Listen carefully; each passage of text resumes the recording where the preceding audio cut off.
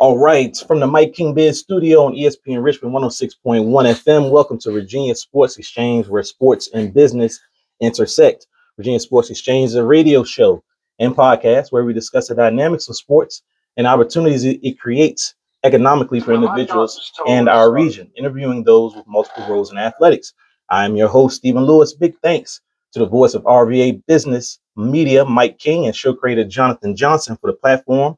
Follow us on IG at Virginia Sports Exchange and hit that subscribe button on our YouTube channel, Virginia Sports Exchange, to stay locked in with us.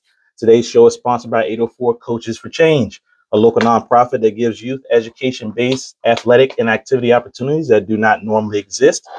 March is coming up. March is here, and it is Women's History Month. We will have our annual Women's History Month Zoom on March 30th with author Stacey Hawkins Adams. Stay tuned for more info on that. The program is also sponsored by 6335 Restaurants, 6335, where great food meets great vibes. Call 804-728-1768 for more information. That's 804-728-1768 for more information. 6535 Restaurant. Today, we are delighted to have Coach Stu Brown in the Sports Exchange. Coach, I haven't seen in a while, man. What's going on? Amen, Stephen. Good, man. Hadn't seen each other for a while. Yes, sir, Back man. when you ran, what was Digital Sports. Digital Sports. I wish I had that was all an amazing program. I wish I had all that footage, Coach. Yeah, it was a good time. It was awesome. It was an awesome program. Yeah, it was ahead of its time. Yeah, it was that. Now everything that's going on now, we were You were doing back then. Yep. We just couldn't figure out how to monetize it, man. So, but it was some great stuff. I was doing some research for the interview. I was like, man, I wish I had all that stuff. We were at Deep Run. You had Deep Run. All that softball. Made a little run, and you went with us. That's right. It was a good time. It was fun, man. So, talking about that, Coach Brown is most well known as the former football head coach at Verona High School, 12 seasons, 93 and 44, wow. 2 regional titles before stepping down in 2019. You were an assistant with the Blue Devils before then. You coached other sports.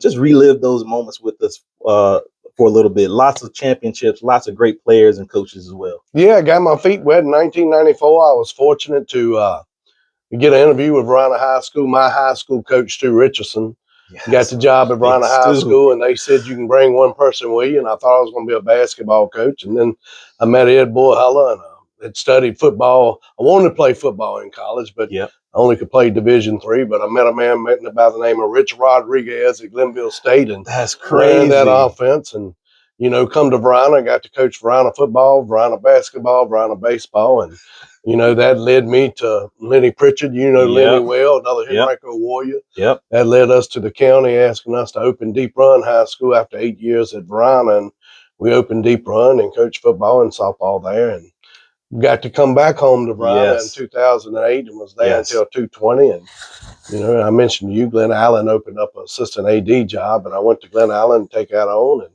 they needed a softball coach. And with my 2 years of experience from Deep Run, I thought that I was experienced. I got enough knowledge to do it, but I'm blessed. My wife was a big time, she was Division I softball player, my oldest daughter. So it's not that I've been around it my whole life, just coached it a little. Exactly.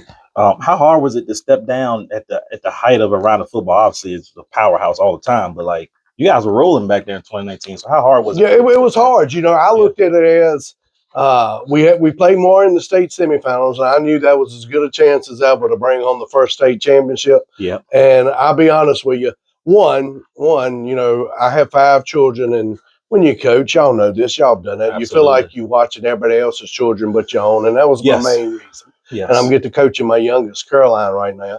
That was my main reason for stepping down. And 2, I felt like, Stu, you done taken it. You've given everything you had. Yes. You've given everything you had. They've already let me know that Bull Hello was allowed to keep it in-house with Chilcote. Yeah. They kept it in-house with me. They'd already let me know that, they feel like that my opinion meant everything in the next hire. Yeah. And Marcus was the man. That's right. He was my right-hand man for so long. And Marcus has taken it to a whole nother level. Yes. Which we're so grateful for, so exciting. So, anyway. You may not know, me and Jonathan played youth football, Verona Rec with Marcus. Okay. I'll go a record. Rec Road, baby. You didn't mention that. We one of the best. We had to be one of the best rec teams because Michael Robinson was the quarterback. We had Jonathan Lewis as well, Marcus Lewis. We had 2 pros on the rec team. I mean, it was. I had no idea. Y'all were coached up. Yes, I we were. That whole class, that whole crew. When we got them, it won't much coaching. Y'all, when they got there, they knew football. That's right. I don't know if it was Johnny or whoever y'all's coaches. Coach Tuck, Hannibal Tuck. I mean, y'all, Carlos Lewis.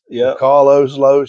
Y'all were coached up. Puka was Puka with y'all then? Puka was with the younger team, I believe. I don't think he coached us. No, I remember being around. We mentioned that often. It was the first crew we got. When we got cool. Marcus and him, you know, it won't teach him fundamentals. They already knew it. He was a they dog. Could play. Oh, he was. He could tackle. I used to watch him play on the field. Yeah.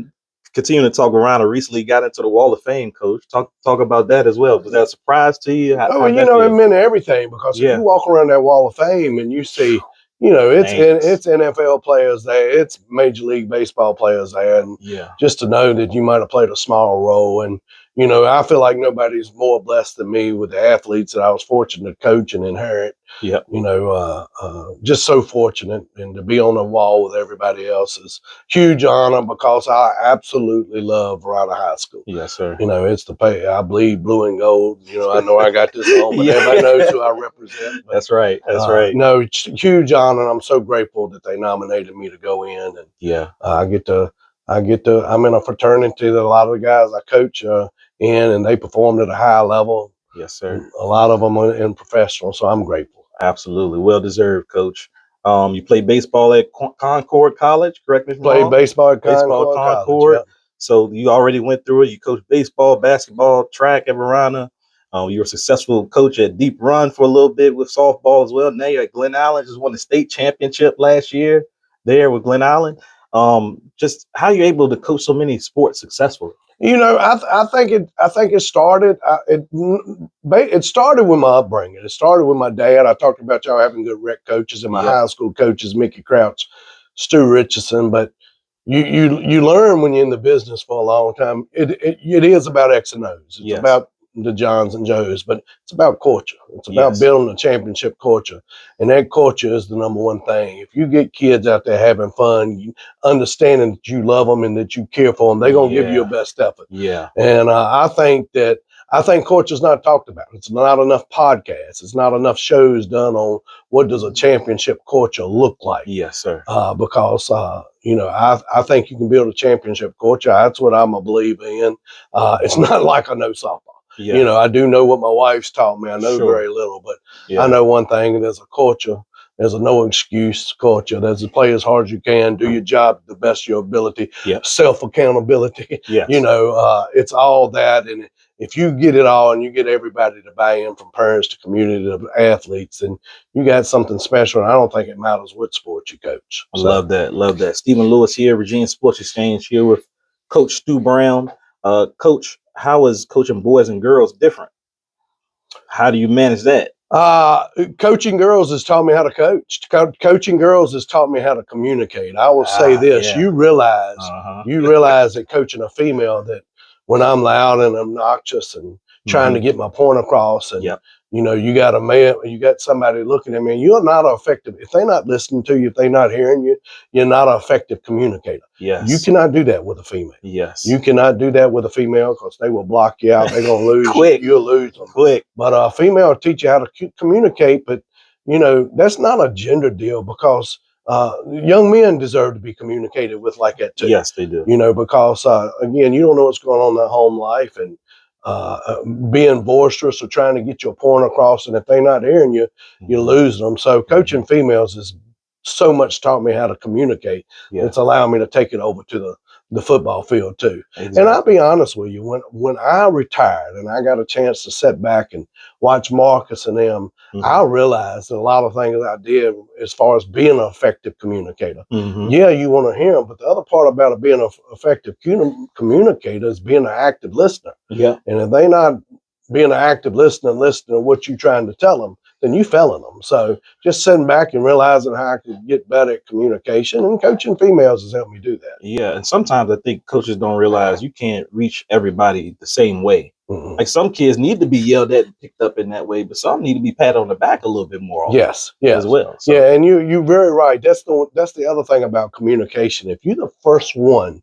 to discipline them, you're the first one to reprimand them when they do something bad, you better be the first one to pat them on the back when they do something good. That's right. And that's an honest program. That's creating a championship culture, which they understand and they appreciate. I love that. 31 years as health and PE teacher and working in Henrico County. So you're set to retire this June? Set to retire. I'm retiring. I made that decision around Christmas. Congratulations. Thank you. Good work as well. Are you going to continue to coach? Or I'm going to continue to coach. I like to get in your field, private school. Just because I'm retiring from public education. Gotcha. I mean, I don't have to work. But, 31 years in Henrico County. I'm so grateful for the opportunities that they gave me. So I'm going to retire from that and then look for another career. But no, I want to continue to coach. So. Awesome. So is it you want to continue to do softball? You want to get back in football? I like softball just for the simple fact, the games are fast. Yeah. Taking care of that field's a little different than taking care of a football field. True. So coaching 20 players is a little different than coaching 120. So I like that. But you never know. I think about football often. If the opportunity presents itself. I've had a couple opportunities on the Division III level, and if that would have happened 5 years ago, it would have very much interested me. But when you're so close to retirement, you can't lose your pension to go. Chase that dream and get behind. But no, if it presents itself, I very much would be interested. But right now, I'm happy. Love that. I saw your dad. You already talked about your dad a little bit. Was a big influence on your coaching style and philosophy. Can you expound upon that? What kind of role he's played in your life? Well, it's pretty much what I base when I talk about championship culture. It's pretty much what I base everything on the no excuses, don't transfer blame, no pointing the finger. I remember early age, but the man in the mirror, Michael Jackson. Yes. He's big on about the man in the mirror. If you want to find where the problem is, if you want to find where the issues are, look at the man in the mirror, self-accountability. Yes. And that, not only did that teach me as an athlete, but it's the biggest asset I got as a coach because I think the kids that play for me, I mean, the girls on the softball team mentions, I never blame them for anything. Right. Because I want to figure out, did I prepare them for enough of this situation in practice? Did we go over it? Did we work on it? Did we study it via film? Yes. So I've always had the ability to say, well, they were not prepared for this situation. It was because of me. Yes. So, but that comes up from my upbringing, self-accountability. But if you do it, if I'm the first one to do it, they're the first one to sit in that dugout or sit on the sidelines and realize no excuses will be made, Correct. And that also started with Ed Bullheller. That also started with Ed Bullheller. Sure. Brianna does not, them athletes come through that program. They do not point the finger and transfer blame. Yes. It's none of that. And it's been like that for 31 years. So. That's awesome. Stephen Lewis here, Virginia Sports Exchange, here with the great Stu Brown. Multiple sports that he's coached here on the Mike King Biz radio network, 106.1 FM. YouTube channel as well, Coach. You got your YouTube channel rocking. You're doing some championship culture there as well. So how do we find that? Is it just search Coach Stu Brown? Yeah, it's Stu Brown channel. And again, that's what I talked about. It's something that instead of we always go to clinics, we learn X's and O's, we learn offense, we learn defense, we learn systems, learn special teams with softball, bunts, defense. Yeah. Nobody talks about what it's like. What do you got to have to build a championship culture? So that's something that it's something that I've contemplated, Stephen. Like during this retirement, I wouldn't mind being a public speaker because what me and you do for a living, we're in the building. Sure. Coaching. And the building coaches and few and far between now because you just don't have teachers in the school. You hire a lot of coaches with X's and O's knowledge, but you have a few coaches that were built like you and I. It's a big difference between travel ball and high school ball. Yes. And me and you got to know everything from corporate sponsorship to fundraising to ACTs, SATs, which they don't have the ability to know because it's not required in travel ball. And that's something that, if I could travel from county or from school to school and teach them the knowledge that I've gained to help them get ahead, because I've seen many of them with a lot of knowledge in the sport. Yes. But, once you do what we do for a living, 10% of it's the sport, 90% of it's everything else. Absolutely. Definitely. You've been coaching a while, been around young athletes for a long time. How have they changed from 1994, 95 to now, 2026? For me, at Verona, it's not much change. Okay. I mean, when you talk about a culture, but the biggest thing, the biggest thing is allowing them, for me, to express their own personality. When I got to Verona, and that was even my upbringing, we all looked alike. Black cleats were alike, black socks, the Fab Five. We all dressed alike. We all looked alike. Right. The biggest thing was at Verona, with them blue socks and blue high socks, Mike Robb, Kevin Lewis, T. Rogers, Marcus Lewis. Yeah. Everybody looks the same. And Lamont Abrams, everybody looks the same. Howie Mitchell, on and on. I still believe in that. Everybody looks the same. You look like a team. Now, I don't do it, but everybody looks the same. But, that was the Bullhut, Chilcote, Stu Brown, now Marcus Lewis. But everybody looks the same. If you want to separate yourself, let that number on your back's the only thing different. But your play on the field will separate yourself. Go score 5 touchdowns. Somebody notice you. You don't need lime green cleats or a pink mouthpiece. But today we let them express themselves more. And I agree with it. That's the sign. That's the sign of times of being a coach. Like if it makes them feel good, and in the grand scheme of things, who cares that they wear a pink mouthpiece? Who cares that they might wear lime green cleats? If they, I watch them now, Brown. Bull Richardson, he goes out and has 7 sacks. Son, you go out there if you want to. Go out there and speed up. You do what you need to do to keep doing you. That's right. That's the biggest thing that I've changed. Allow the student athlete to express themselves. Sign of times that the social media does mean something. That allowing them to be an individual means something, not so much a robot. So Marcus has done an amazing job at that. So But one of the things I've seen in coaching as well, I had to adjust is, I'm sure when you were coming up, we were probably the same. Whatever the coach said, you just go and do it. Right? You just run through that wall and go do it. But now they want to know why. Exactly. Why I gotta do this? I'm looking at him like, you're being disrespectful, man. Don't. And I had to kind of pull back, like, oh, he doesn't know. He just wants to ask a question and know exactly what to do to know why he's got to do it. Stephen, you're so right. You are so right. And what I've learned, you're so right. Once you tell them to do something, they want to know why. But I've become a better coach wondering, did I send a student athlete out on a football field or a practice field in baseball, softball, and football, not knowing what they're really supposed to do? Correct. So today's present day athlete in that situation has helped me. No question. Because I look at it in my field.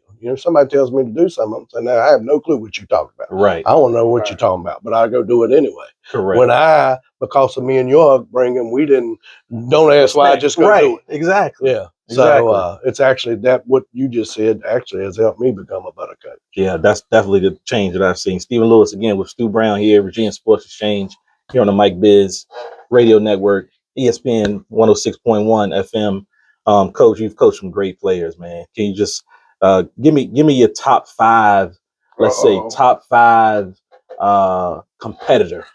Top 5 competitor. Doesn't have to be around all mixed in. Can you give me a top 5? Greatest competitor ever, and this is not even close, Cordell Roan. Cordell Roan. Greatest competitor. I've never. Yes, sir. When somebody asks me, I've seen, and this is tough to say this because people think you're crazy. I've seen winning more important than living to him. That's how much he went out and tried to dominate you. And I mean, as far as putting a team on your back, Cordell Roan was different. The guy despised failure and glorified success. He was different. Best football player I ever coached, and that's easy, Mike Robinson. I say this, I love Russell. Mike played with Russell at Seattle. Anthony Martinez. All of it, Patrick Henry. Aaron Alexander. My guy. That whole crew, the Dosh kid, all of them. Caleb Wilson, all of them. All of them. But I always say this. I'll never forget Mike Robinson against James Ribbon, a regional championship. He was 9 for 11 for 115 yards with a passing touchdown. 26 carries for 240 yards, 2 touchdowns, 19 tackles on defense. Really? So I've always middle line. Yeah, so well, at the time he was in the middle with Marcus outside. He was one of the inside. But I always tell people this is not a knock on Anthony and Aaron and Patrick and Caleb, because they were all great. But until you turn around, put that man in the middle, and he proved that. He was fullback. Yeah. Now, you said, I told you most competitive. I told you the greatest. My favorite of all time. Yeah. And his is T. Rogers. T. Rogers. Who was the state player of the year to Monte Rogers. And T's story is, and this is not a knock on him because I know he left. Man, this guy didn't practice. Really? This guy was Allen Iverson. What are you talking about? Are you serious? Man, my boy. I mean, are you serious? There's times where Coach Chilcote, Te'd show up on Thursday, get the game plan, show up on Wednesday after practice, and Coach Chilcote's like, I'm gonna bench it. I'm gonna bench it. Like, Coach, he's different because T had his words too, really, back. But I remember one night against Freeman, he said, I'm benching. We was like, Coach, and T was harsh on. Yeah. He was like, all right, I'm just gonna let him return punts and kickoff. 2 punts for a touchdown, touched the ball 5 times for a touchdown. So T was that dude, man. T was that dude, state, the whatever state player of the year in football, and then he took us on that run to the States in basketball. That guy, that's like watching Caleb Weiss and them turn around and get used to basketball. T's the only one. He'll take that football uniform off first game and pick the basketball drop 50. Wow. So, just amazing. So, smartest football player I've ever coached is he's the head coach at Brown High School. It's no doubt. Me and Marcus's relationship. Marcus tell you when I coached him, if I need something done, I'm like, man, I need somebody to pull and kick this guy out. Yeah. And Marcus was a linebacker. Marcus, go do that. We would never practice anything. I just put Marcus in there. He dominant. So Marcus was bar none the smartest guy. And adversity, I always think about us just winning this state championship. Yeah. Jaden Tillman, I pitch at Glen Allen. I'm a little softball. Yes. The amount of adversity she went through, it's almost intentional people trying to keep her down. Oh, wow. To see her take a deep breath, go out there, face adversity head on, face and not let it phase her and just keep coming at you. Yes. Yeah, I mean, you don't teach that. You don't teach what she's got, and it's paid off her.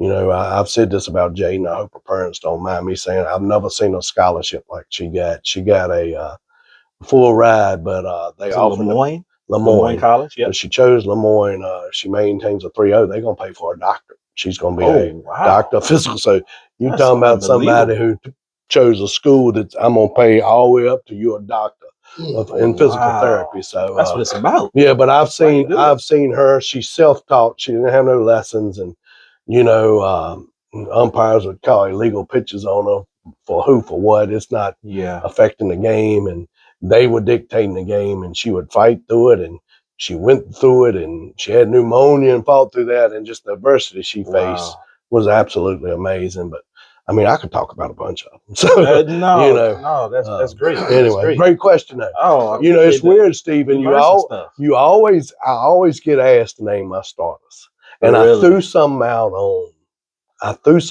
social media the other day. I want to see because Bull signed with UVA. Yeah. But I threw some on social media. I don't know if you saw it. So name your starting 4: Kevin Jonathan Lewis, DeAndre Rhodes, Tech. Allen Michael Cash, NC State. Bud Tribby, Syracuse. Lonzo Ford, Tyrell Chavis, Penn State. Bud now at UVA. You sitting there go Kevin Burke at WVU. I'm sitting there going now, out of all these ones we've had at Verona, you name your starting. It's weird to see what people it's be a good goal line. Especially defensively. It just seems like Verona always has a dominant defensive guy.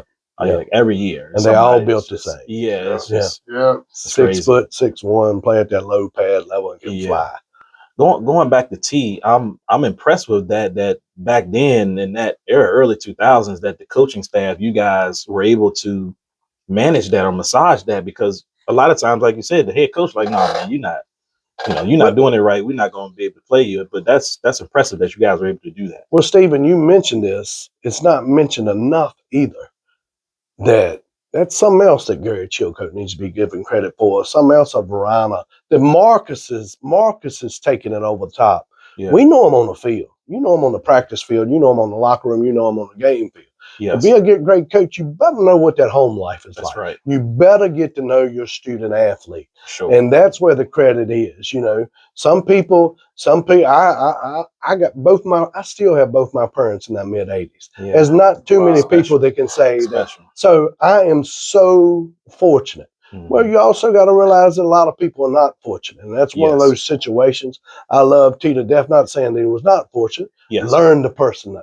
That's Learn right. the person, because sometimes getting to a football practice is not as easy as you think. So, that's right. You know, that's something else. Right. If you want to build a championship culture, you better know every one of them student athletes. That's right. And you better know what they're going through at home. So that was something that building a championship culture, I think that taught me from a young age too. And, you know, again, Marcus is on a different level with that. Mm-hmm. So going back to softball with Jaden, especially, I'm curious about a dominant pitcher, because they can pitch every game, every inning. Baseball, you can't do that, I guess, because of the muscles that you're using. You're throwing the ball differently, but it's got to take a mentality to be able to go out there every single day and dominate the opposition. Can you talk about that? How do you help Jaden and your pitchers? It blows my mind, like on that run, you know, don't get me wrong, we prepare for it, but it blows my mind that they can do it. You know, the natural of your arm underhand is natural than overhand, but yeah. To be able to do what they do blows my mind, because especially in the summer when they get sport displayed, or when we're watching the College World Series, you're out there in 95-degree weather, throwing 200 innings a day, and turn around and do it again. The young lady, I can't think of her name, at Texas A&M, Najee, she signed the biggest NIL deal, but it blows my mind how tough they are to just keep out there and just keep throwing. Very, very strong lower body, very cardio-respiratory. You know, they can run for days. But they're different. They're different when they can do it. And you talking about wanting the ball. You know, they go out there and want the ball. So sure. Yeah, we had some around that digital sports time with Lacey Waldrop. I think went to Florida State. From Thomasdale, Lauren Vinson. I think from remembering right, from Prince George. Yeah, Lacey Waldrop was the national player of the year. She was unbelievable. Yeah, at Florida State, from little Richmond, Virginia, 804, getting it done. Yeah. Here with Stu Brown, here Stephen Lewis, Virginia Sports Exchange. Anything that we missed, Coach? We run out of time here. Anything else that you want to share? Thank you so much for coming on the podcast. No, I appreciate it. I appreciate what y'all doing. I appreciate the platform that you're giving us. So, no, great job. It's good seeing you, because we go way back. Not only that, Stephen, I enjoy watching you when you're in high school. I appreciate it. Yeah, people forget your skills on that court. Yeah, I did a little bit. I had a great career at Henrico. I appreciate it, man. No, I appreciate you. Well, good luck to you guys at Glen Allen this year. Hopefully you guys go back to back. I know you got that big target on your back. Amen. But I know one thing, you're going to work hard. I know that much. Amen. You know, that's how we finished practice yesterday. We're not here to tell you good. We're here to tell you we got to get better. So that's right. Because of that bullseye. So, that's right. Thank you. All right. Episode 11 in the books. Stephen Lewis, Virginia Sports Exchange on the Mike King Biz Network. Stu Brown. We'll see you next time.